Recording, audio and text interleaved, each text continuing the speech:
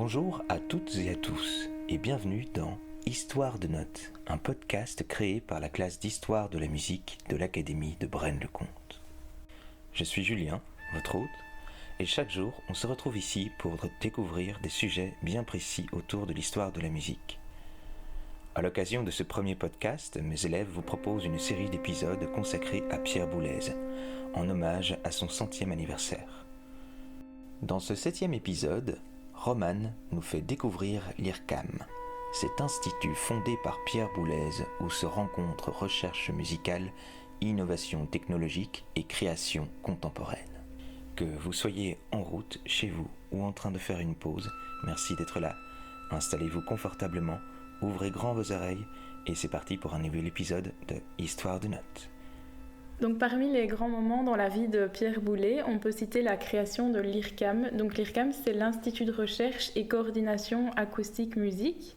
Et encore aujourd'hui, en fait, il s'agit d'un des plus grands centres de recherche publique du monde qui se consacre à la création musicale et à la recherche scientifique. Lors de la création de l'IRCAM, une vaste exposition a été mise en place pour marquer un grand coup. Cette exposition s'intitulait « Passage du XXe siècle ». Elle a réuni plusieurs orchestres et ce fut un grand succès dans plusieurs salles.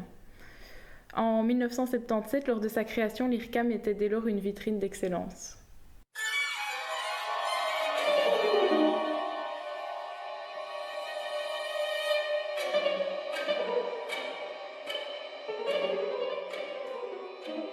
Toutefois, au fil des ans, la visibilité de l'IRCAM a diminué pour plusieurs raisons.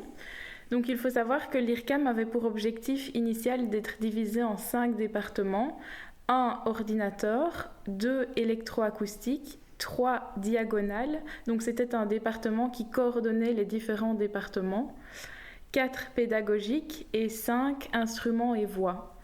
Malheureusement, les 5 départements ont très peu collaboré entre eux, et en plus, il manquait de précision dans la définition de leur champ d'application et le département instrumental était déconnecté de l'électronique.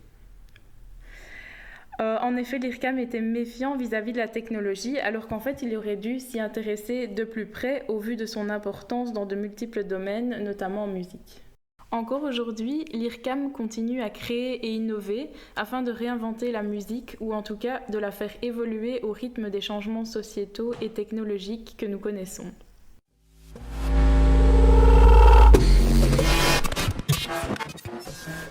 Merci pour votre écoute et à bientôt dans Histoire de notes.